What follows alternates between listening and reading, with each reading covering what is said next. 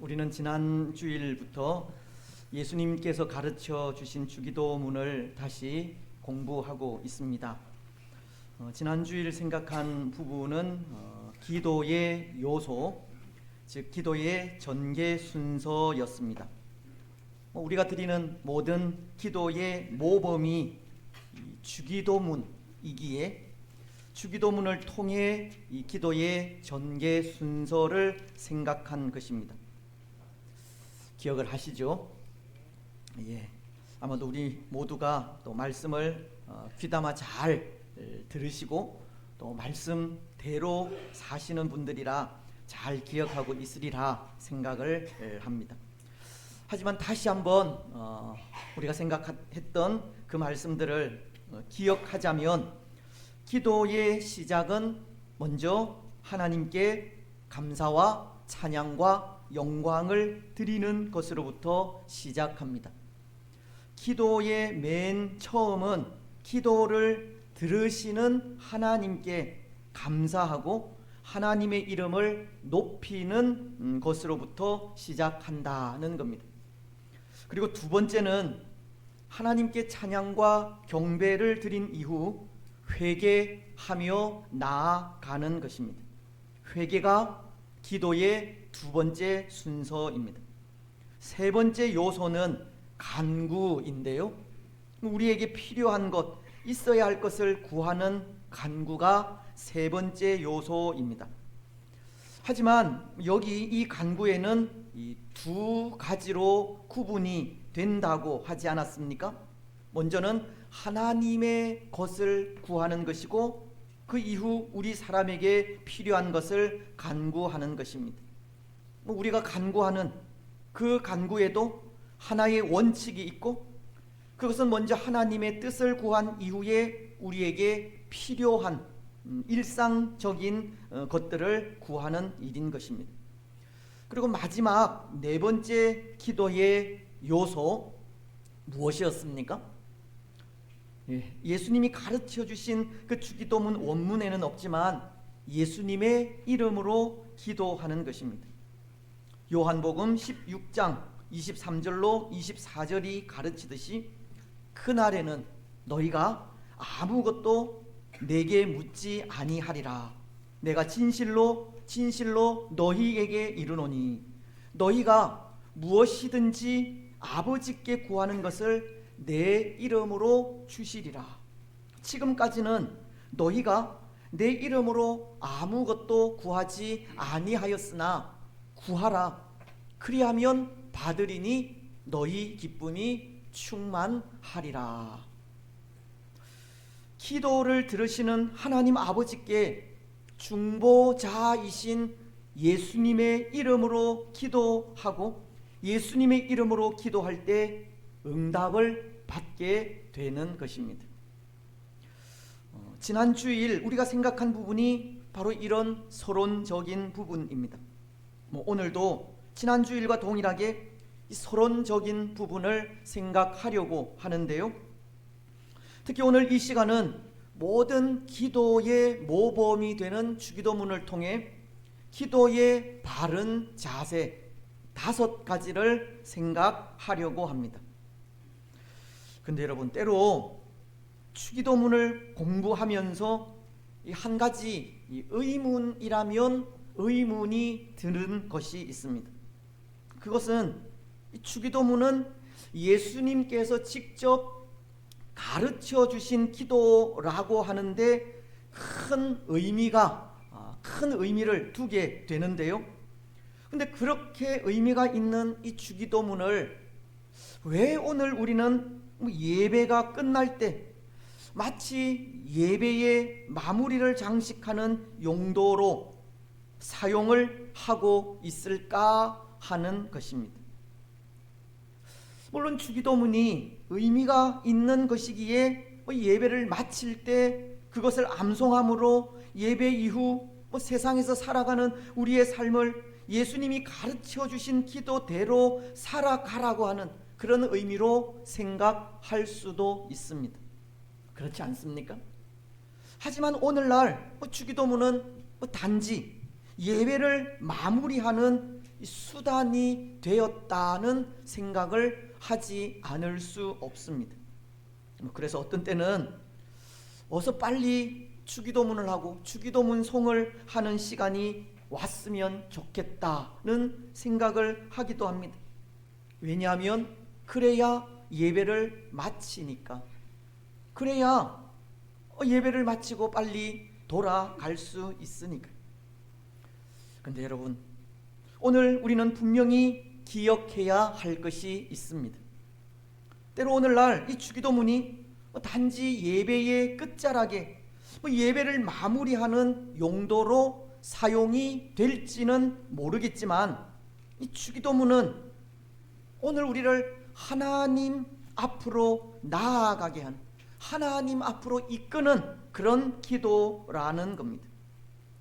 우리의 발걸음을 전능하신 하나님의 존전에 세우는 기도가 주기도문입니다. 왜냐하면 예수님은 주기도문을 통해 그러므로 너희는 이렇게 기도하라고 하시면서 우리를 하늘에 계신 하나님 앞으로 인도하고 있기 때문입니다. 주기도문은 우리를 하나님 앞으로 나아가게 하는 방편이라는 것입니다.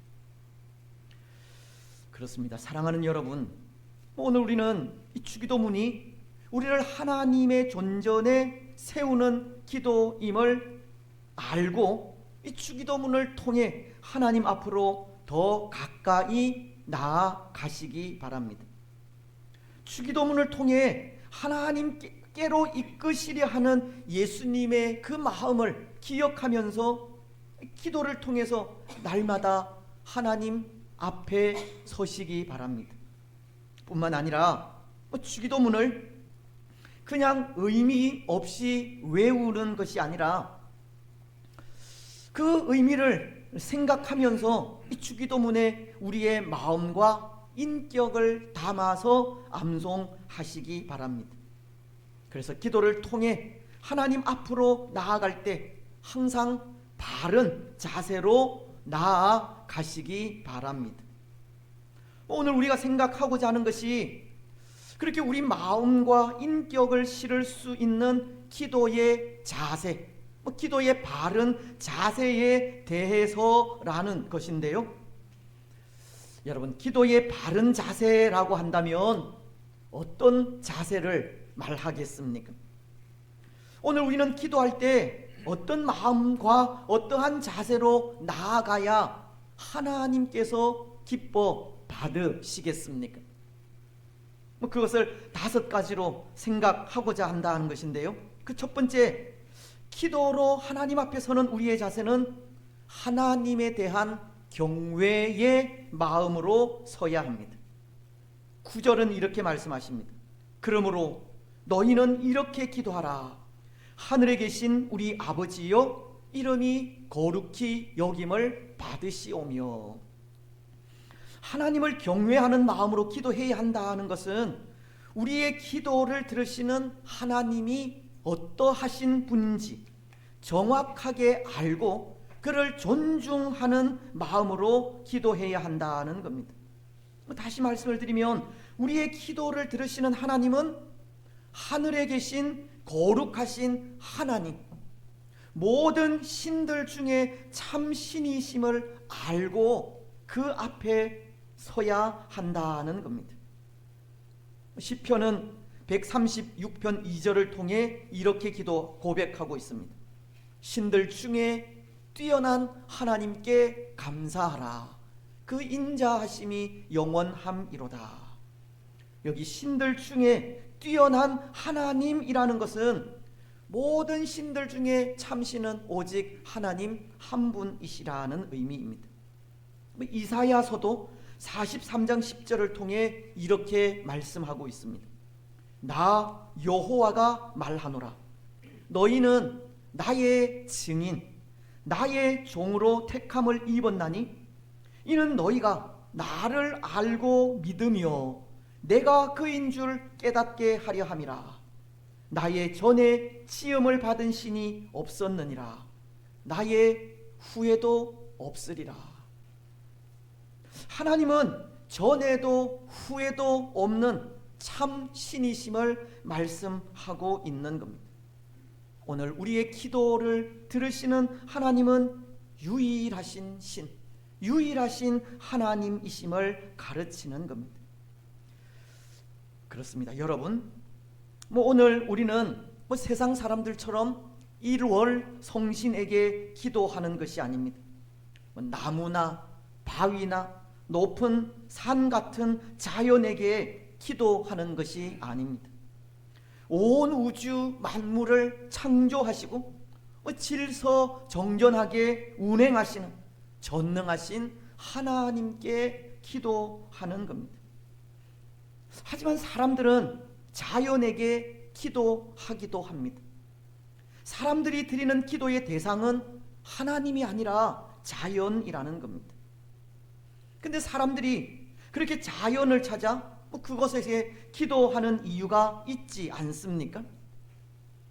그것들에는 무언가 우리 인생보다 더 큰 능력이 있다는 생각으로 인해서입니다.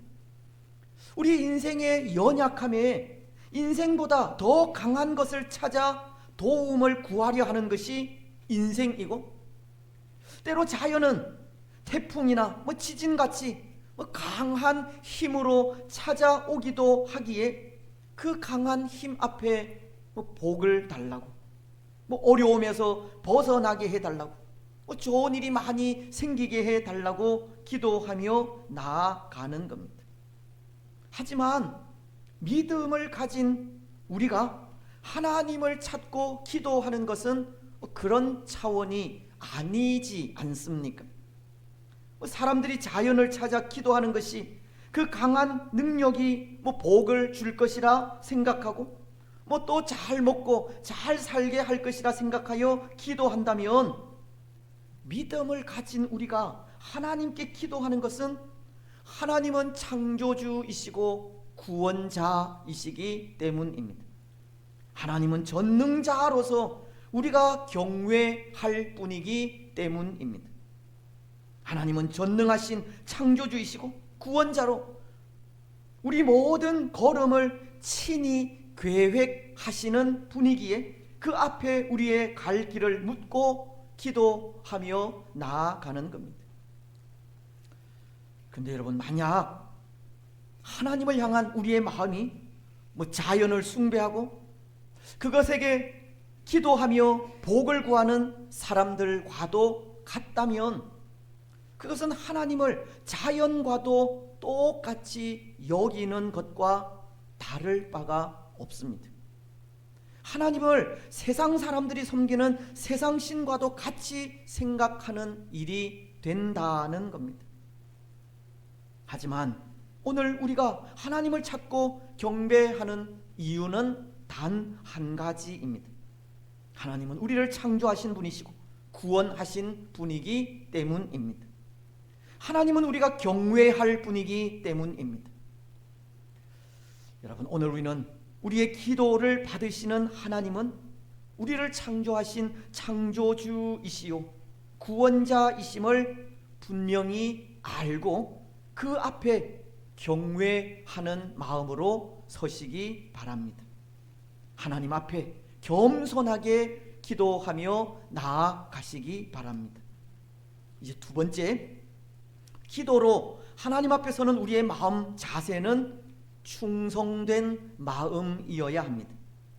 충성된 마음이라는 것은 하나님의 다스리심을 인정하고 마치 왕 앞에 선 신하와도 같은 마음을 가져야 한다는 겁니다. 오늘 10절 말씀은 나라가 임하시오며 라고 하지 않습니까? 하나님의 나라가 임한다는 것은 하나님의 통치, 하나님의 다스리심이 우리 가운데 임한다는 말로, 하나님은 왕이시고 왕이신 하나님께서 통치하시는 하나님의 나라가 임하기를 기도한다는 겁니다. 그렇다면 하나님을 왕으로 고백하는 신하로서 우리의 자세는 어떠한 자세가 되어야 하겠습니까? 하나님의 다스리심에 온전히 굴복하는 자세여야 합니다. 다시 말씀을 드리면 하나님의 나라에 충성스러운 신하로서의 마음가짐을 가져야 한다는 겁니다. 신하로서 하나님을 향한 변함없는 마음을 가져야 한다는 겁니다. 왜냐하면 여기 이 충성이라고 하는 단어는 이 변함없다라는 의미를 가진 단어로 처음과 나중이 변함없이 동일하다는 의미를 담고 있기 때문입니다. 마치 예수님과도 같은 마음을 말씀하는 겁니다. 히브리서 13장은 8절을 통해 이렇게 말씀하십니다. 예수 그리스도는 어제나 오늘이나 영원토록 동일하시니라. 예수님은 변함없는 분이십니다. 예수님은 어제나 오늘이나 영원토록 동일하신 분입니다. 그래서 하나님은 5달란트, 2달란트 남긴 종들에게 하신 칭찬도 그것입니다. 착하고 충성된 종이라는 겁니다. 마태복음은 25장 21절을 통해 5달란트 맡은 종에게 이렇게 칭찬하셨습니다. 그 주인이 이르되 잘하였도다. 착하고 충성된 종아, 네가 작은 일에 충성하였음에 내가 많은 것을 내게 맡기리니 내 주인의 즐거움에 참여할지어다 하고, 하나님은 5달란트 맡은 종에게 착하고 충성된 종이라는 칭찬을 하신 것인데요, 그는 그에게 맡겨진 일을 처음부터 끝까지 변함없이 잘 감당하였다는 겁니다. 충성은 처음과 나중이 동일하다는 의미로 변함없음을 가르치는 말입니다. 그래서 오늘 우리 기도의 자세가 충성스러운 마음으로 기도해야 한다는 것은 왕이신 하나님 앞에 변함없는 마음으로 기도해야 한다는 겁니다. 어떠한 경우 속에서도 낙심하지 않고 용기를 잃지 않으며 인내하면서 오직 우리를 다스리시는 왕이신 하나님만을 바라보며 기도해야 한다는 겁니다. 여러분, 왕이신 하나님 앞에 변함없는 마음으로 기도하시기 바랍니다. 어떤 경우 속에서도 낙심하거나 용기 잃지 말고 기도하시기 바랍니다. 인내하면서 왕이신 하나님만을 바라보시기 바랍니다. 그래서 그 기도를 통해서 왕이신 하나님의 응답을 받으시기 바랍니다. 이제 세 번째, 기도로 하나님 앞에 서는 우리 마음 자세는 이 복종하는 마음이어야 합니다. 여러분, 때로 하나님과 우리와의 관계는 왕과 신하와의 관계이기도 하지만 또 하나님과 우리와의 관계는 주인과 종의 관계이기도 합니다. 물론 왕과 신하의 관계나 주인과 종의 관계가 다를 바가 없지만 하나님과 우리와의 관계가 이 주종 관계라는 것은 전적 순종을 요구한다는 뜻입니다. 왜냐하면 종은 주인이 값을 치르고 산 신분이기 때문입니다. 그 어떤 대가를 지불하고 취한 것이 종이라는 겁니다. 그래서 종의 자세는 오늘 10절 중반절이 뜻이 하늘에서 이루어진 것 같이 땅에서도 이루어지이다. 이 주인의 뜻을 이루는 일에 전적으로 순종하는 자세여야 합니다. 전적인 순종, 즉 복종하는 마음이 종의 마음입니다. 예수님도 보십시오. 예수님은 종은 아니시지만 종의 형체로 하나님께 복종하셨습니다. 빌립보서 2장 5절로 8절은 이렇게 말씀하기 때문입니다. 너희 안에 이 마음을 품으라. 곧 그리스도 예수의 마음이니 그는 근본 하나님의 본체시나 하나님과 동등됨을 취할 것으로 여기지 아니하시고 오히려 자기를 비워 종의 형체를 가지사 사람들과 같이 되셨고 사람의 모양으로 나타나사 자기를 낮추시고 죽기까지 복종하셨으니 곧 십자가에 죽으심이라. 예수님은 하나님이시지만 자기를 낮추시고 종이 되어 죽기까지 하나님께 복종하신 겁니다.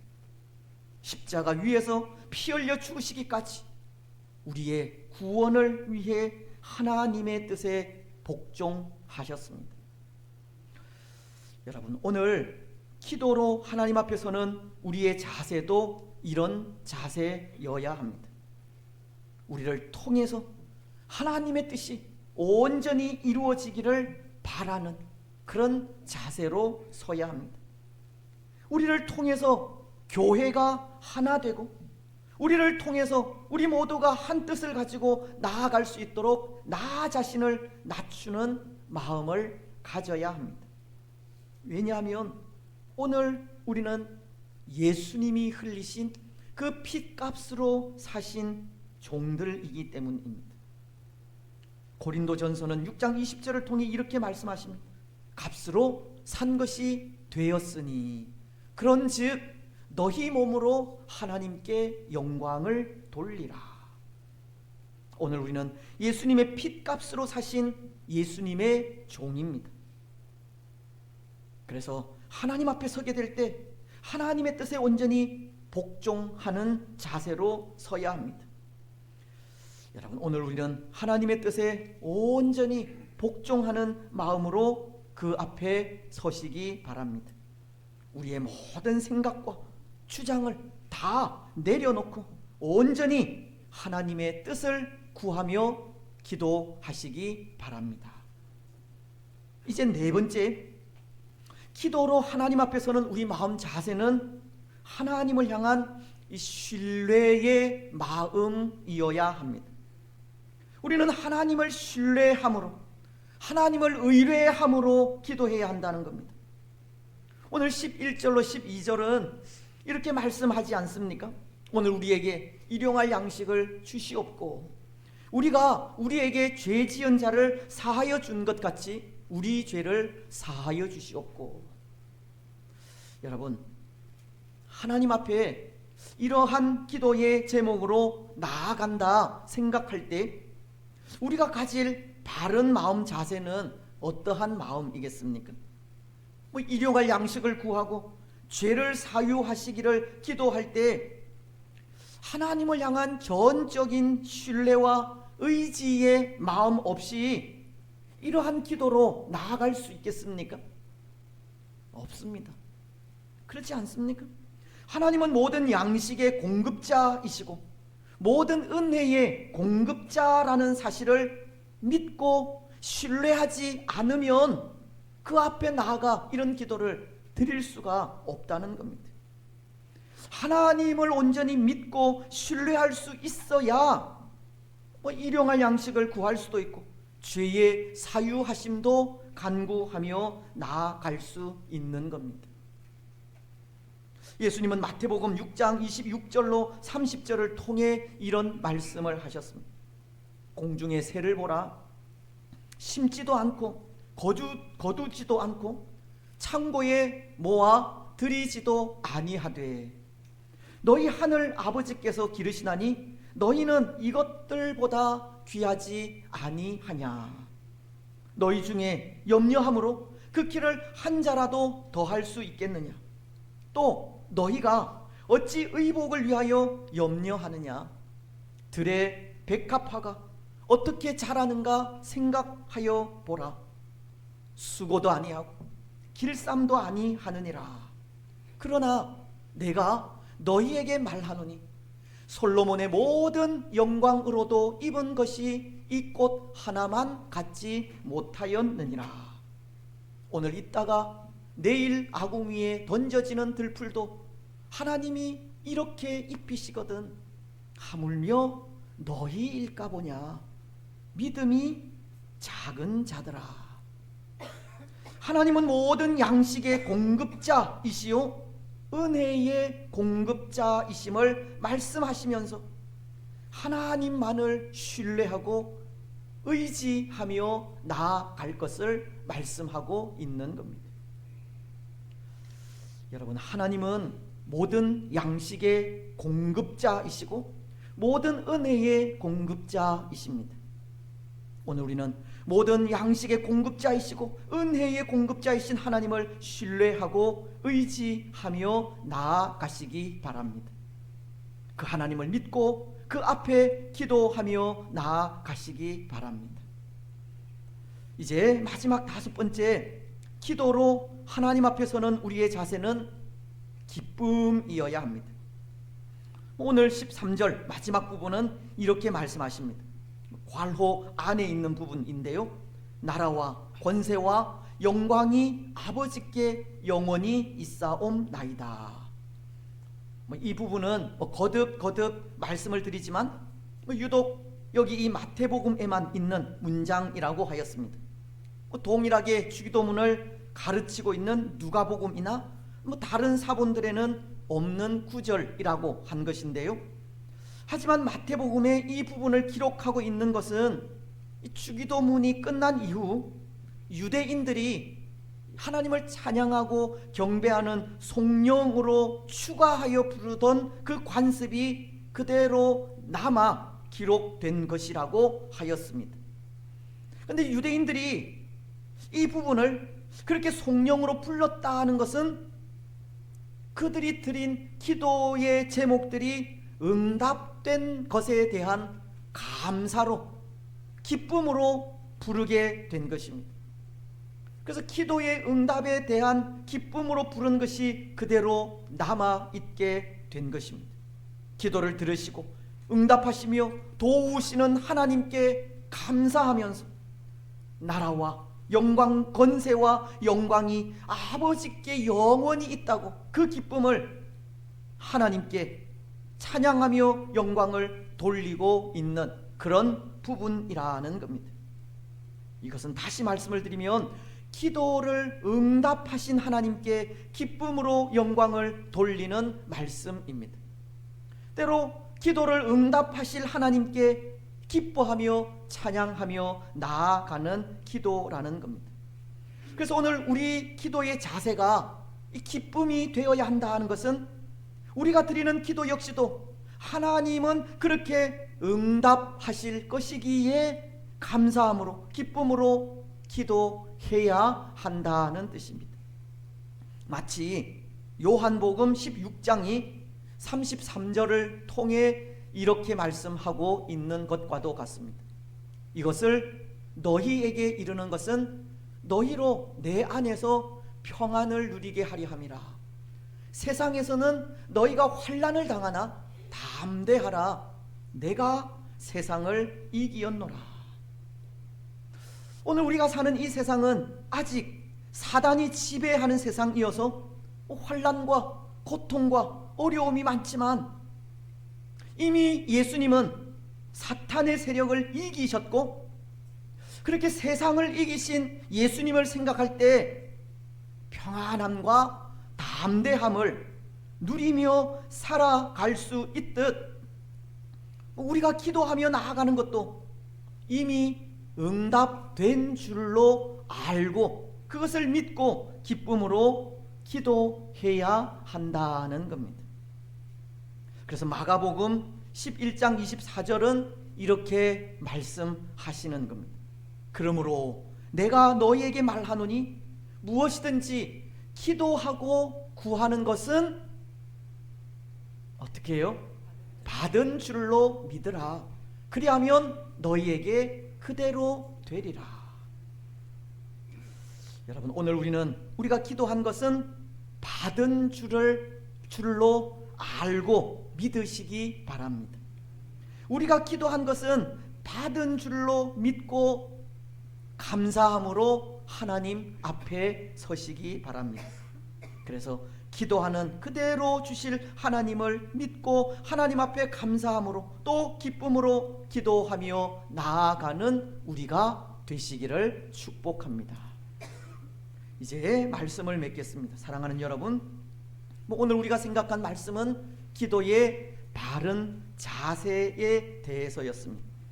기도로 하나님 앞에서는 우리 마음 자세는 하나님을 향한 경외로 나아가야 하고 충성된 신하와도 같이 변함없는 마음으로 나아가야 합니다.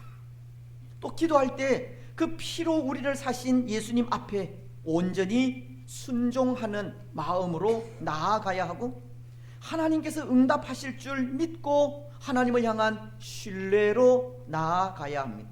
그리고 감사와 기쁨으로 나아가야 합니다. 오늘 기도로 하나님 앞에 나아가는 우리의 자세가 바로 이런 자세가 되시기를 바랍니다. 그래서 이런 기도 자세를 통해 날마다 하나님 그 존전에 더 가까이 나아가서 하나님을 만나시고 또 기도의 응답도 받는 복된 성도들이 되시기를 주님의 이름으로 축복합니다.